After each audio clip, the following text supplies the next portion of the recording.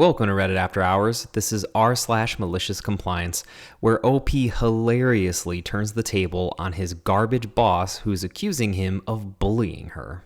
Our first Reddit post comes from Environmental Fan 961, titled, "You don't want to see the doctor right here? No problem."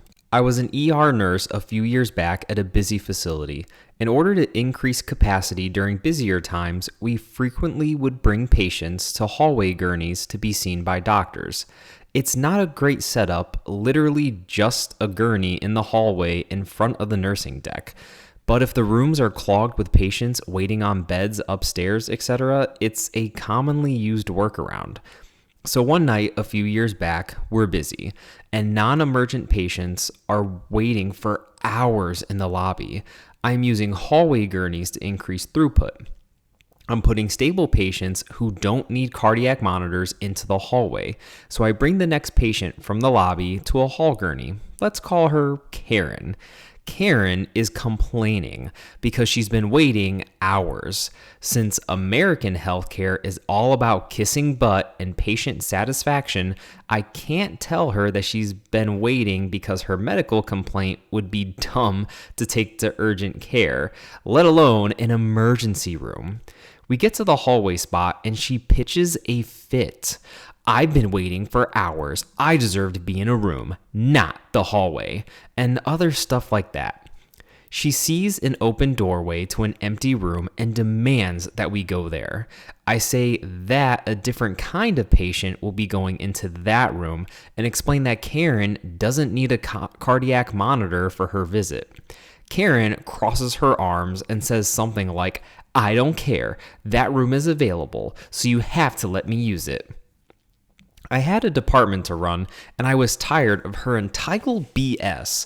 Pointing at the hallway gurney, I said, "Are you refusing to see a doctor in this space?" Her eyes lit up, apparently thinking that she had won, and Karen said, "Yes, I won't be seen right there." I said, "No problem." I waved at the security guard a few yards away and said, "Hey, Tommy, this lady would like to leave now." Karen looked shocked, then started saying that she never said that. I reminded her that she clearly stated that she refused to be seen in this bed, and so she was going to have to continue to wait in the lobby until a room became available. She tried to backtrack and said something like, "Fine, I'll see the doctor here." I just shook my head and said, "It's too late for that. You have already refused. Tom will escort you back to the lobby, and we'll call you back to a room as soon as we can."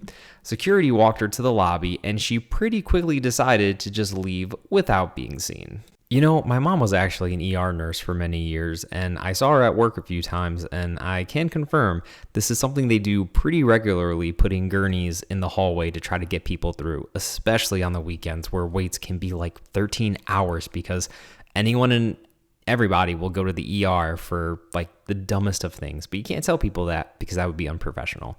But it sounds like this Karen got exactly what she deserved. And clearly her issue wasn't that serious because she up and left. Our next Reddit post comes from L, titled, "Just Stick to the Script."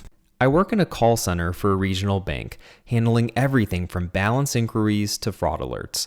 The job isn't glamorous, but most of us were good at it because we knew how to actually talk to people and calm them down. One day, corporate decided we were going, quote, off message too often. They rolled out a new script and we were required to follow word for word, no improvising, no adapting to the customer's tone or urgency. Just read the script. We all knew that this would go badly. A one-size-fits-all language doesn't work when someone's card just got stolen or their mortgage payment didn't go through. But management was adamant. If you deviate from the script, it's a write-up. So I complied religiously. One day, a customer called, clearly panicked. "Someone just charged $800 to my Best Buy on my card and I'm at work. I didn't do it. Cancel it now." I took a deep breath and replied exactly as the script instructed. "I'm so sorry to hear you're experiencing this inconvenience. I'd be happy to assist you with that today. Before we begin, may I ask, how's your day going so far?" Dead silence. Then the customer said, Seriously? I continued. We strive to provide exceptional customer service with every call. Can I please have your 16-digit card number to better assist you? The guy actually laughed and said, I hope they're recording this call. They were.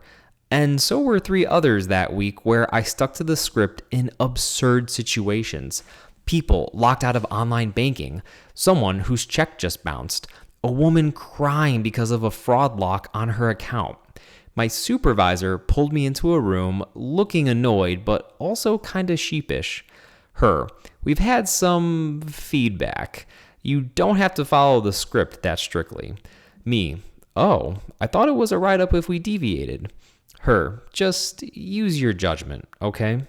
The script was officially optional within a month. I probably enjoyed this a little too much. Our next Reddit post comes from Frantic Pedantic, titled, Boss Accused Me of Bullying, so I requested punishment. Years ago, I worked in a semi-public sector job as part of a successful team helping make life easy for local businesses. Our team boss took a good job in the private sector, and a new boss was recruited from a decent organization similar to ours in a different part of the country. She worked compressed hours Monday through Thursday and was off on Fridays. A month or 2 in, and although the new boss was quite particular about things being done her way and had upset a couple of my colleagues by criticizing their work, I'd had no problems with her so far. We had a team meeting where the boss said that our performance wasn't good enough. We were arguably the best in the country, and that she wanted to be more involved in what and how we did everything to ensure better quality, and so we should copy her to every client email so she could comment as needed before we sent another reply. Although this seemed inefficient, nobody argued, and I just asked her if I should wait until Monday for her to comment on any client emails received on Friday. I can't remember exactly what she said, but at the end of the meeting, she asked me to stay behind and then told me in a heated tone that my question was, quote, bullying behavior, and that it was unprofessional to ask the question in front of the team, and said that my actions were the sort of thing that HR would see as grounds for dismissal and that I should be, quote, very careful in the future. I told her I understood, and we returned to our desks where I wrote up every single detail of the entire meeting and interaction and sent it to the head of HR with the explanation that as bullying was very serious and may not be reported by the victim, I felt duty-bound to report myself. I also laid it on pretty thick about being appalled by my unprofessional behavior and the fact that my career was likely at risk, and I clearly had a desperate need for training and discipline to fix my dangerous ways. I also copied in my union rep. Within a day, me, my union rep, and my boss were with the head of HR who, being a by-the-book professional, could find no indication of bullying or justification for my fears of being an unprofessional bully in need of re-education. I was asked to leave the meeting. My union rep stayed in, and I don't know what was said, but within 6 weeks, my boss was gone. And that same weak and ineffective, but likable, big boss called me in to thank me as he had wanted to get rid of her, but hadn't known how. Let me know in the comments if you disagree, but personally, I think that's actually a very fair question. Like, if you don't work Fridays and you get customer emails on Friday and you're not supposed to reply to them until she reviews it, like, what are you supposed to do? I think that's a very reasonable question to ask in front of everybody because everybody needs that knowledge. But anyway, OP, good for you. Good riddance to her. She sounds like she was just on a power ego trip for like no reason. So I'm glad you guys dodged a bullet there. Our next Reddit post is from Rude Strawberry 4097, titled, Boss Wants Us to Enjoy Days Off Due to Extra Work? Bet. So the story is some months old by now. In my job, the military, we get a decent number of extra hours when we work on the weekends, around 60 to 65, which is normally happening not so often due to the amount of personnel which can work on the weekends. Due to some mismanagement, parental leave, etc., our weekend workforce for this specific position was now consisting of max 7 people. Therefore, as you can imagine, within some months, we all got some huge extra hours. The extra hours are normally, per regulation, to be taken in free time, but since we all know how that would end, we mostly just get them paid out. Cue in our new boss. He was all pro family and pro off time. So when we asked our boss how he, the boss, would like to proceed regarding the extra hours, he told us, quote, "The regulation is to prioritize free time, not the money. So do that." 5 of us told him, our boss, on different occasions within the same week that this will be a catastrophe, but he, the boss, demanded that we take our time off. So, cue in the malicious compliance. In the middle of the month, we all submitted our time off requests to use up our extra hours, which our boss approved. Since we're now prioritizing our free time, starting at the end of the month, we each had scheduled leave. The work schedules are planned monthly and approved about a week before the new month begins. Each of us had accumulated between 200 and 500 extra hours, which meant we were taking anywhere from about 1 month based on a 41-hour work week to up to 11 weeks off, depending on the amount of time each person had built up. When our plans guy was coming around asking which weekend shifts we want to do, we all told him that we are having days off.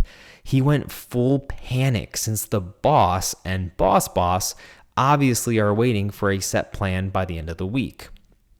The solution was that people from other companies in the battalion had to come into our unit and work on their weekends. After our scheduled leaves, we were all allowed again to get our extra hours paid, since our boss had a nice talk with our grand boss. I had to use that term since I saw it in another post today. And the other bosses of the battalion complained. Sometimes the military is a fun space. I wonder what country OP is from, because at least in my experience in the American military, we don't get paid overtime. Overtime in the military is not a thing. You can be working for 24 hours straight, and sometimes you do. It's called CQ. But you can be working for 24 hours straight, and you don't get paid overtime. You just get a set salary in the American military. It sucks, and that's one of the reasons why, I didn't stay for the whole 20 years active, because I, wanted to get paid for my extra hours. But still, getting overtime in the military just sounds crazy to me. So whatever country you're from, OP, good for you. That was Reddit After Hours, bringing you r/MaliciousCompliance.